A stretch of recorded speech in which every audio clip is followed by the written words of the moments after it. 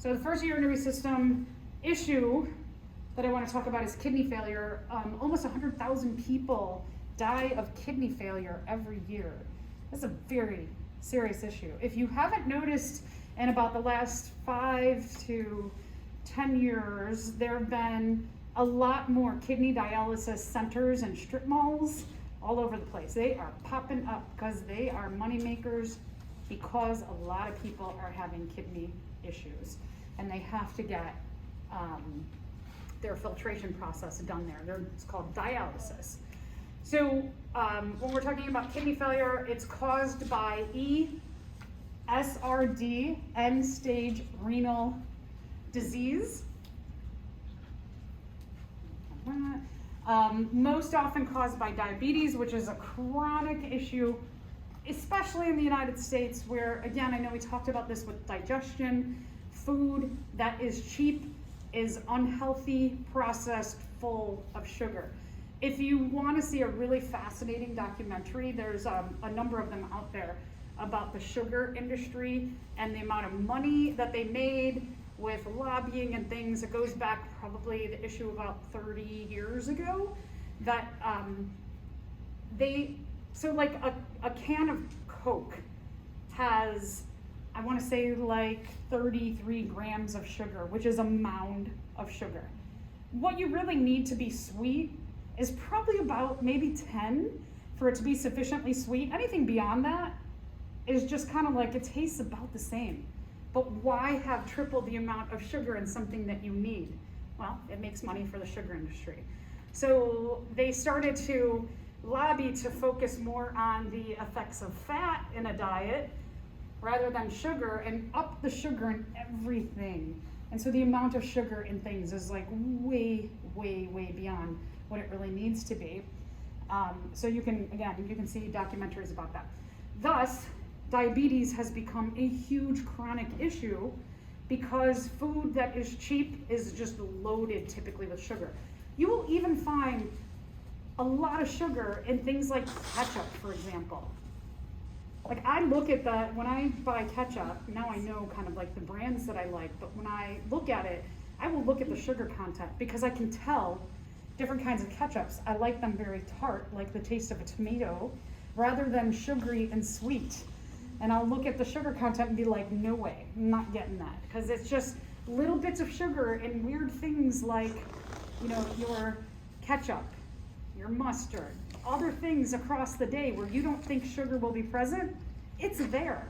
So if you haven't done a test to see like, well, how much sugar do I consume in a week?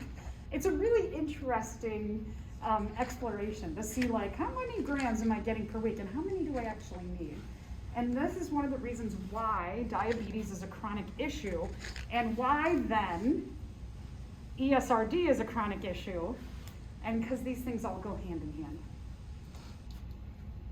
So let's talk about treatments for somebody who has ESRD. So one is hemodialysis.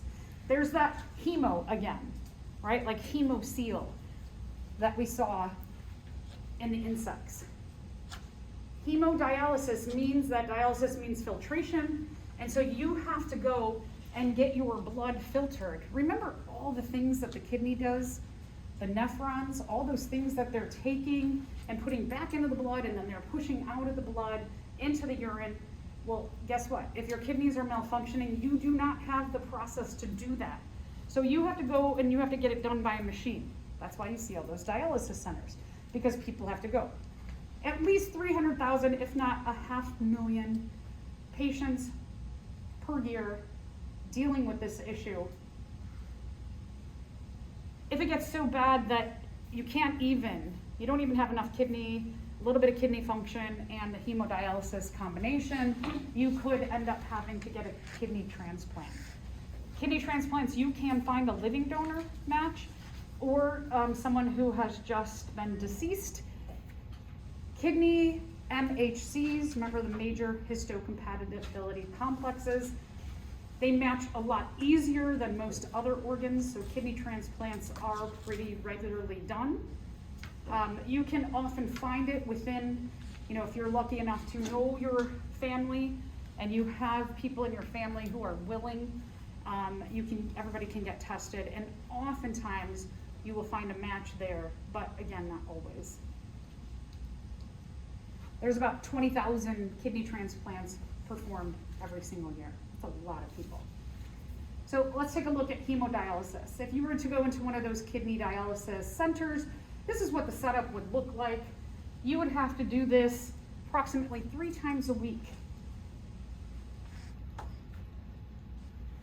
What happens is that parts of your blood are taken out, you're hooked up, taken out, and they filter through this machine so that the machine can, again, do like what your kidney does, put good things like glucose and water back in, salts back in, some salts come out if it's too much, and then it'll take out toxins, metabolic waste products, extra medicines that you might be taking. And so this machine is going to do the job of the kidney. Is that big? That's it. It's not small? No, it's big, yeah. It's that big. Well, there are some that are smaller. Yeah, well, and we're gonna get to that in a second. Like but the at-home ones are. yeah, we're pretty gonna look at the convenient. at-home one. But usually, like, if you go to a center, they're gonna have these bigger ones. I'm sure that some centers have newer technology that are smaller, but it's not something that, like, this person's gonna go and they'll hook all of it up and change the tubes and then the next person comes in. So basically, this is gonna do the job of purifying the person's blood, just like your kidney would naturally do for you as a healthy person. So you know how busy you all are? Imagine that you had to suddenly add an extra 4 to 6 hours a week, 3 times into your schedule. And you can't just blow it off because you die. So it's something that you have to do. People can survive for a long time on dialysis. There's quite a number of years. They're usually in a match program if you're at this point. So they're looking for a donor. Okay, so here's what we're talking about at home.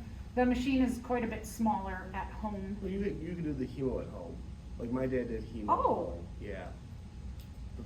The machine was like this big to like here. It was more of a pain in the butt though.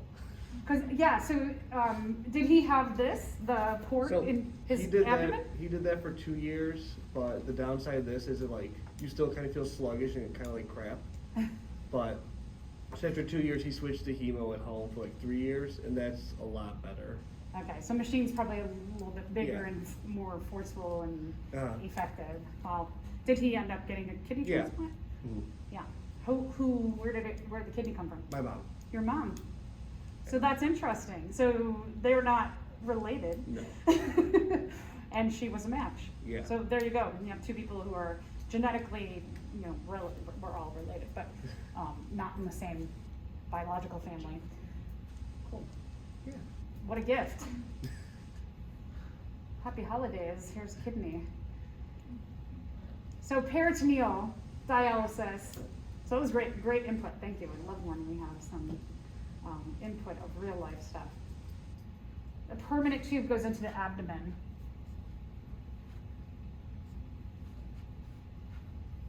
So imagine if you had this tube. See this? This is hanging out all the time. I was just reading a story about a disorder that's in babies where they have to have a port in their jugular vein. And so then tubes are hanging down, and we're talking babies. Babies are just constantly like moving around, right? You can't tell the baby like, don't move your hands by the tubes.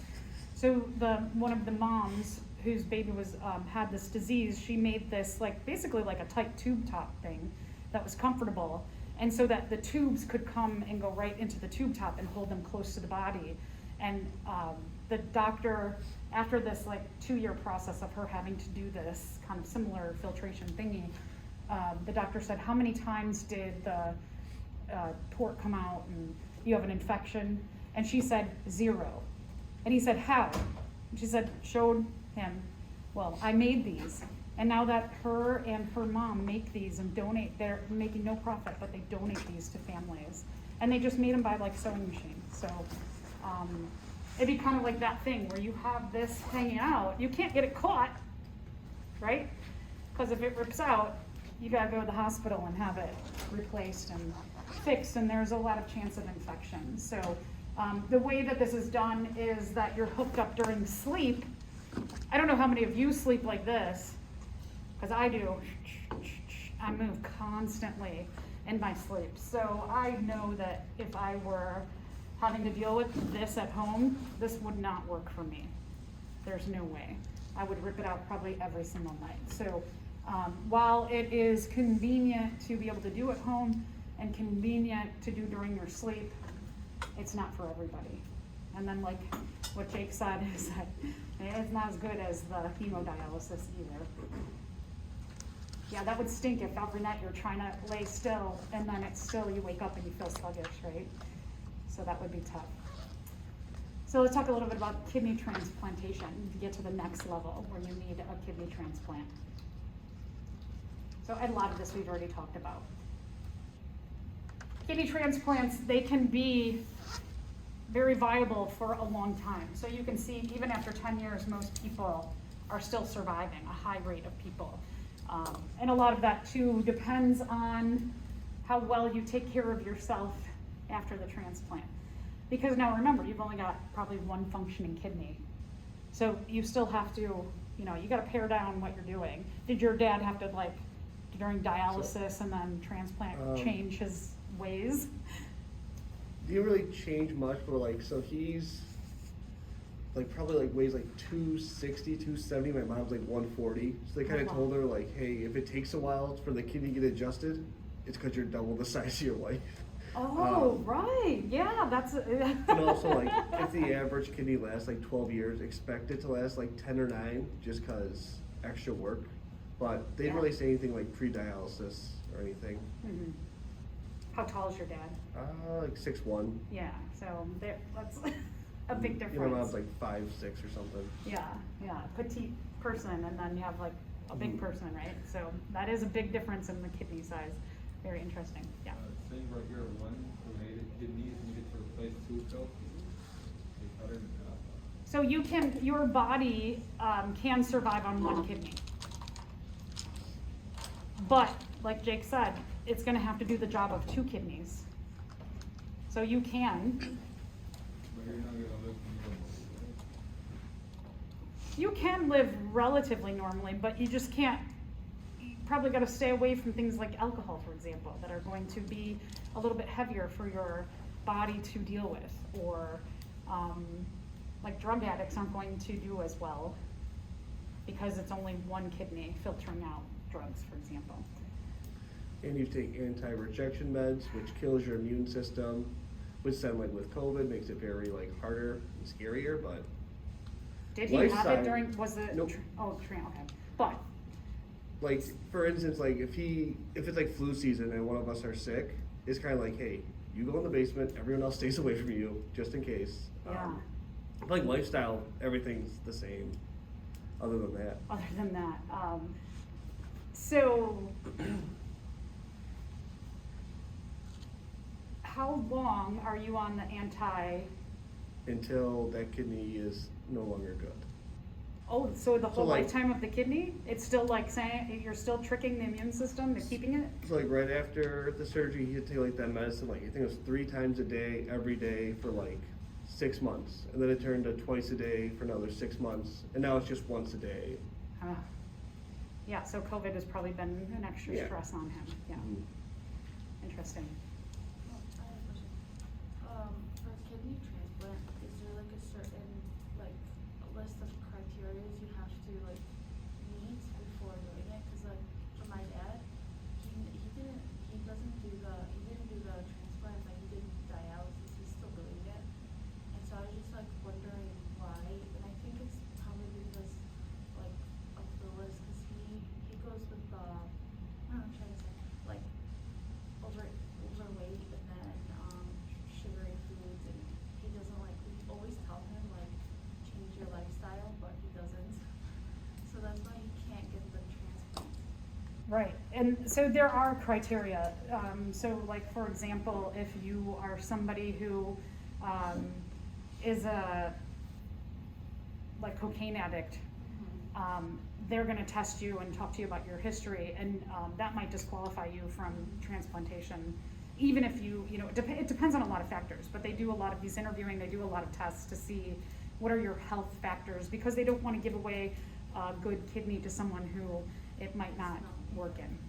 Yeah, so, it's interesting with transplants too, is there's a lot of data in minority populations that are false, to say that they are disqualified on more things than white people, for example. It's very unfair and it's very outdated, super antiquated. And so there's a lot of social justice groups, medical social justice groups, trying to update that data and say, this is not an issue. And it has, one, probably never been an issue in some cases, and two, it's an outdated issue. And so there is, it's like every little part of society, there are these social justice issues that a lot of us don't have to think about. I know, like, I wouldn't have to think about them. But for people of color, BIPOC people, there's a lot of issues that they suffer from that most people have no idea. And they're so incredibly unfair. Yeah. Did you want to add something? My uncle was born with 3 kidneys, and my aunt was only born with 1. Wait, he was born with 3 He was kidneys? born with 3 kidneys. He has 3 kidneys. Where's the third one? It's like up in the back, like right here. Amazing. And then Okay. my aunt only has 1, but it's like twice the size of a regular kidney because it has to work twice as hard. And Are then- they a partnered couple? No, Oh, no, okay. no. This is my my biological. So it's like my uncle's the oldest, and they're Irish twins too. So December he was born, or January he was born, and then December she was born in the same year. So And they're then- brother and sister. Yeah. So So the running he- joke is so that they- if, the- she, yeah. if she ever needs a kidney, he'll give him one of hers. That's fascinating. That Yeah. he would get 3 and she would get 1, Yeah, and they're brother and exactly. sister. Is it better to have 3 kidneys? I have no clue. I don't know if the 3rd kidney even works or not. I'm not that close with him. He's kind of mean, so I'm just honest. But yeah, The other kidney made him mean. probably. And then my little brother passed away 5 years ago, and we donated his organs, and the kidney donor's still living, and it's 5 years. Cool. Yeah, that's nice to know those things. That's a good honor. Oh. Okay.